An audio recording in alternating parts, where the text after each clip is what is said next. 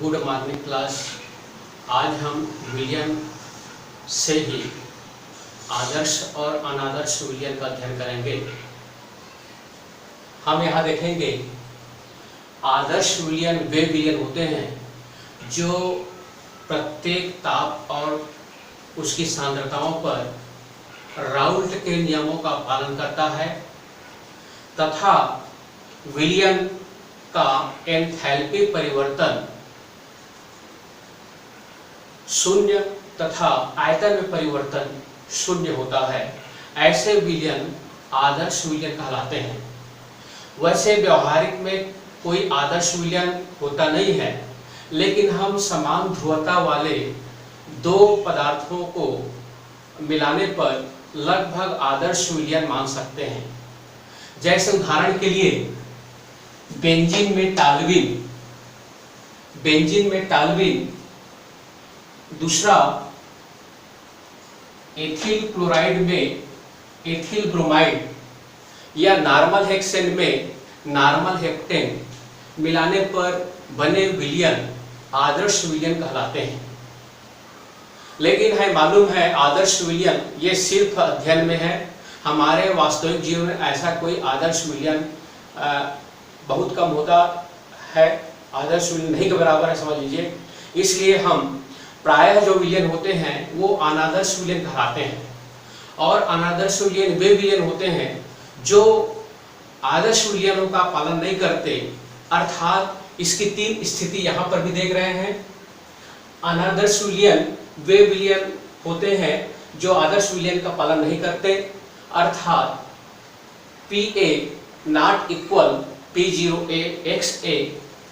इसी प्रकार del H mixing not equal 0, del भी मिक्सिंग नॉट इक्वल 0। इसका मतलब यह हुआ एंथैल्पी परिवर्तन और आयतन में परिवर्तन शून्य नहीं होता, बल्कि उसका मान ऋणात्मक और धनात्मक हो सकता है। इसके आधार पर अनादर्श विलियन को दो प्रकार के भागों में बांटा गया है। पहला है धनात्मक विचलन प्रदर्शित करने वाले विलियन, सॉल्यूशन स्लोइंग पॉजिटिव डिवीजन। दूसरा है ऋणात्मक विचलन वाले अनादर्श विलियन। अब ये सवाल आता है कि ये ऐसा होता क्यों है, तो इसका हम अध्ययन करें। तो जैसे हम मान लें विलायक जो है, विलायक को हम दर्शा दें नाम A से और विलय को दर्शाएं नाम B से, और दोनों को मिलाएंगे तो ये विलियन बनता है AB। विलियन AB बनता है। अब मान लीजिए शुद्ध विलायक था तो उसमें अणुओं के बीच में AA बंध था। उसी प्रकार जब शुद्ध विलय था तो उसके बीच में, विलय के बीच में BB बंध था अणुओं के बीच में। अब जब विलियन बनाया जाता है, अर्थात विलय और विलायक को मिलाया जाता है तो ये विलियन बनता है। और विलियन इसका A बंध और इसका B बंध ये बनाता है AB बंध। AB बंध, यदि ये A बंध और BB बंध के, विलायक के AA बंध और विलय के BB बंध और विलियन के AB बंध में यदि कोई परिवर्तन नहीं होता, अर्थात जितना प्रबलता से AA बंध है, BB बंध है और AB बंध है, तो उस कंडीशन पर ऐसे विलियन जो है इसमें कोई परिवर्तन नहीं होगा, आदर्श विलियन होते हैं। जैसे यहाँ पर देख रहे हैं आदर्श विलियन के परिभाषा में। लेकिन हम यहाँ पर देख रहे हैं प्रायः जो है विलियन अनादर्श होते हैं। तो इसमें होता क्या है, यदि AB बंध दुर्बल बंध बनते हैं, दुर्बल बंध बनते हैं AB। दुर्बल बंध का मतलब होता है, जैसे मान लीजिए आपका यहाँ पर देख रहे हैं धनात्मक विचलन वाले। जैसे ये देखेंगे एसीटोन को कार्बन डाइसल्फाइड के साथ मिलाते हैं, तो एसीटोन को कार्बन डाइसल्फाइड के साथ मिलाते हैं तो पहले की तुलना में AA बंध और BB बंध की तुलना में ये दुर्बल हो जाता है बंध। और इसके जो वाष्प है वो आसानी से निकल जाते हैं, और आसानी से निकलने से इसका वाष्प दाब बढ़ जाता है। तो ऐसे विलयन को हम, जिसका वाष्प दाब विलेय और विलायक की तुलना में जब अधिक हो जाता है, तो ऐसे विलयन को हम बोलते हैं धनात्मक विचलन वाले अनादर्श विलयन। लेकिन ये दर्शाता है धनात्मक विचलन। दूसरा, यदि ए बी बंध यदि प्रबल है, प्रबल बंध बनता है,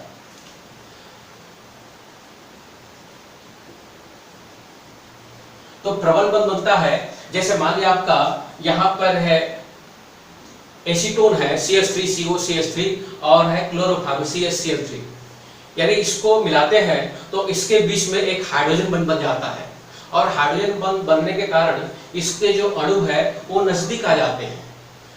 नजदीक आने से प्रबल बंध बन जाता है, यहाँ पर देखिए प्रबल बंध बन जाता है, और प्रबल बंध बनने के कारण इसके वाष्प निकलने की क्षमता कम हो जाती है। तो ऐसे विलयन जो होते हैं उसका वाष्प दाब में कमी आ जाता है। तो ऐसे विलयन को हम बोलते हैं ऋणात्मक विचलन वाले अनादर्श विलयन। अब इसी को एक ग्राफ द्वारा दर्शाया गया। देखिए, जब ये जो डॉटेड लाइन देख रहे हैं ये आपका आदर्श विलयन के लिए है, ये आपका एक हम विलेय मान सकते हैं एक को, और दूसरा को हम मान सकते हैं विलायक, और ये हो जाएगा विलयन। विलेय, विलायक और विलयन। यदि आदर्श विलयन है तो ये जो डॉटेड लाइन को दर्शाता है, ये डॉटेड लाइन यहां पर भी है। लेकिन ये धनात्मक विचलन वाले हैं, अर्थात ए बी के बीच के बंध जो है दुर्बल हो जाते हैं, दुर्बल, इस कारण से इसके बंध आसानी से टूट जाते हैं, और इसका वाष्प दाब पहले की तुलना में या विलेय और विलायक की तुलना में वाष्प दाब बढ़ जाता है। और बढ़ जाने को यहाँ पर दिखाई दे रहे हैं, देखिए इसका जो है यहाँ बढ़ गया, इसका यहाँ बढ़ गया, इसका यहाँ बढ़ गया। इस प्रकार से इसको हम कहते हैं धनात्मक विचलन वाले अनादर्श विलयन। और इसके 3 एग्जाम्पल यहाँ, और बहुत सारे एग्जाम्पल हैं, लेकिन मैं यहाँ पर 3 एग्जाम्पल लिया हूँ, और 3 एग्जाम्पल है। पहला एग्जाम्पल को मैं यहाँ ग्राफ द्वारा, फिगर द्वारा बताया जा रहा है। दूसरा जो है ऋणात्मक विचलन वाले अनादर्श विलयन, जैसे अभी बताया, यदि मान लिया आपका ए और बी के बीच जो बंध है प्रबल हो जाता है, तो प्रबल हो जाता है, तो यहाँ पर वही देख रहे हैं, ये विलेय है, विलायक है, विलयन है। तो ये आदर्श विलयन के लिए है जो डाट है। अब जो है यहाँ पर मान लीजिए क्लोरोफॉर्म, यहाँ पर एसीटोन, यहाँ लिखते हैं 80%, यहाँ पर 20%, इस प्रकार से विलयन को मिलाते हैं तो इसके वाष्प दाब में कमी आ जाता है। कमी को दर्शा रहा है नीचे में, देखिए यहाँ पर अधिक है, ये कमी हो रहा है, ये कमी दर्शा रहा है, ये वृद्धि दर्शा रहा है। तो इस प्रकार के अनादर्श विलयन को हम कहते हैं ऋणात्मक विचलन वाले अनादर्श विलयन। अब इसी से एक और होता है जिसको बोलते हैं एजियोट्रॉपी। एजियोट्रॉपी यानी कि जिसको हम बोल सकते हैं स्थिर क्वांथी विलयन। तो स्थिर क्वांथी विलयन होता क्या है? तो स्थिर क्वांथी विलयन वे विलयन होते हैं जो विलेय और विलायक अपना बिना संगठन बदले एक ताप पर उबलते हैं, ऐसे विलयन एजियोट्रॉपी विलयन कहलाते हैं। अगला पॉइंट है स्थिर क्वांथी विलयन।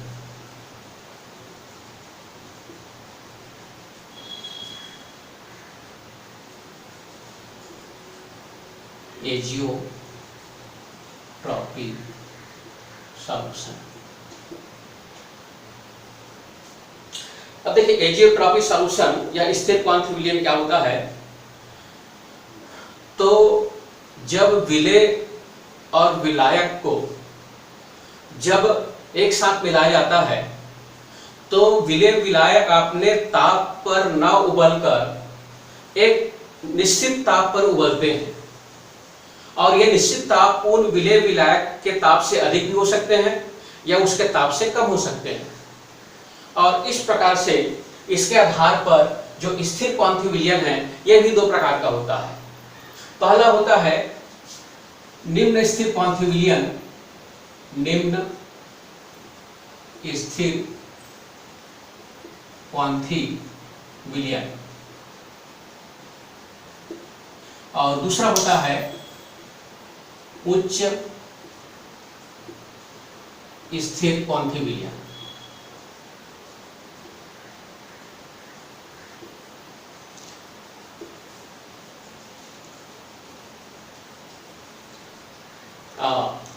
स्थिर क्वांथी विलयन देखिए दो प्रकार का है, निम्न स्थिर क्वांथी और उच्च स्थिर क्वांथी।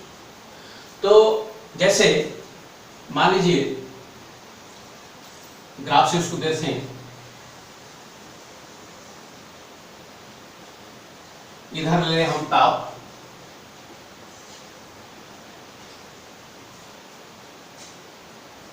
और इधर लिख सकते हैं मोल प्रभाज।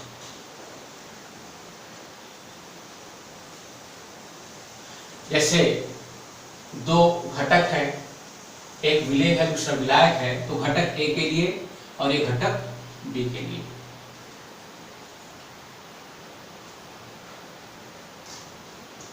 अब यहां पर जब घटक ए में बी को मिला जाता है, जैसे यहां पर हम लिख देते हैं पहले निम्न स्थिर क्वांथी विलयन के लिए, निम्न स्थिर क्वांथी विलयन।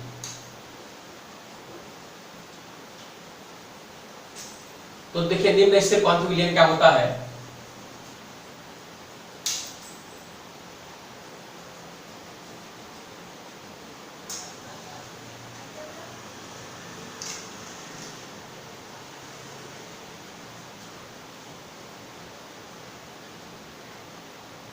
जैसे मान लेते हैं अल्कोहल ले लें, ये है एथिल अल्कोहल C2H5OH, और ये है जल H2O।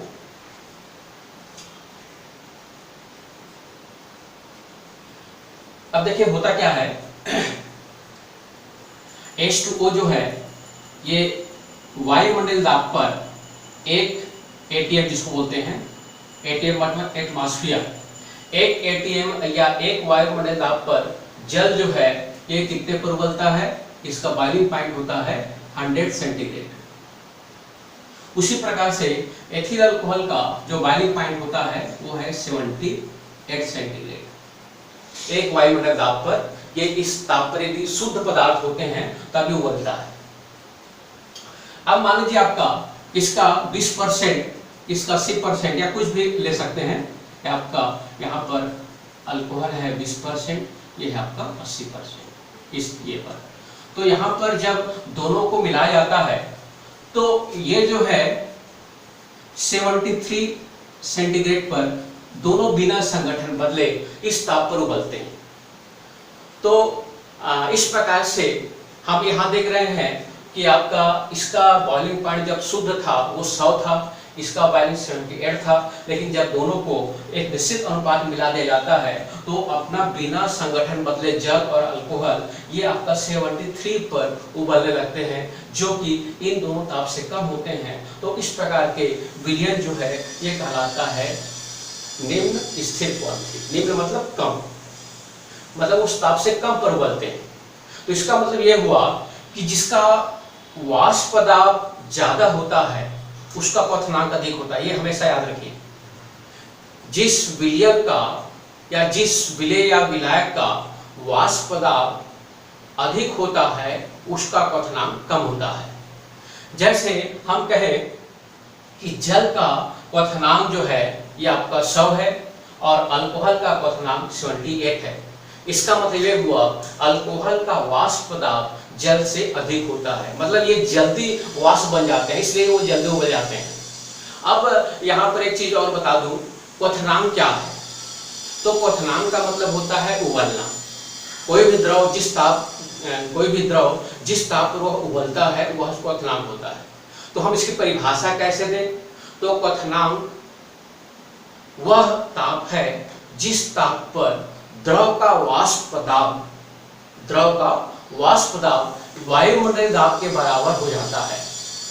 देखिए फिर से एक बात देखिए, किसी विलयन या विलेय का वाष्प दाब वह क्वथनांक वह ताप है जिस ताप पर किसी द्रव का वाष्प दाब वायुमंडलीय दाब के बराबर पहुंच जाता है तो उस ताप को उस विलयन या विलय या विलायक का क्वथनांक होता है। तो आपने ये देखा किस प्रकार से ये आपका ये क्वथनांक में कमी आता है, ये निम्न एजोट्रॉपी होता है। उच्च एजोट्रॉपी हम देखें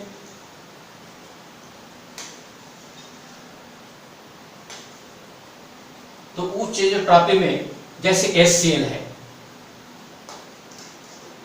और जल भी ले लें तो जल का वही है, ताप जो है 100 है और HCl का जो ताप है 108 है।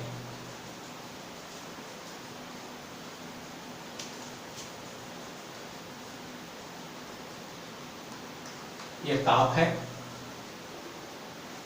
इस दिशा में ताप ले सकते हैं, इधर मोल प्रभाव है x a और ये ले सकते हैं b। यहां पर 108 है,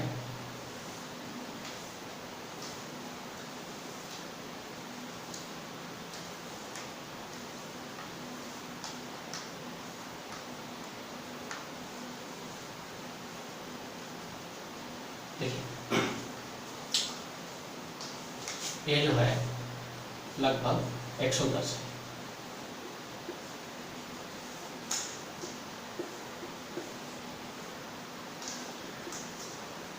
विलायक विलय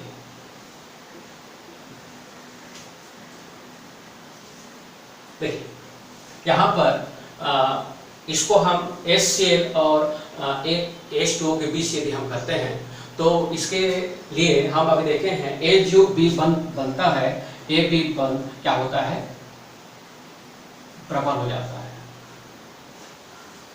यहाँ पर A B बंद दुर्बल है। अब प्रबल होने के कारण क्या होता है, A अणु B अणु से प्रबलता से जुड़े होते हैं और इस कारण से इसको तोड़ने के लिए अधिक ऊर्जा की आवश्यकता होती है।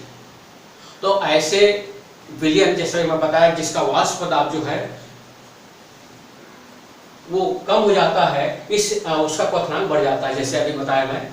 तो यहाँ पर हम देख रहे हैं कि पानी जो है 100 पर बॉयल हो रहा है और जो HCl है 108 पर बॉयल हो रहा है। इसे देख रहे हैं ग्राफ से थोड़ा सा ऊपर बना है।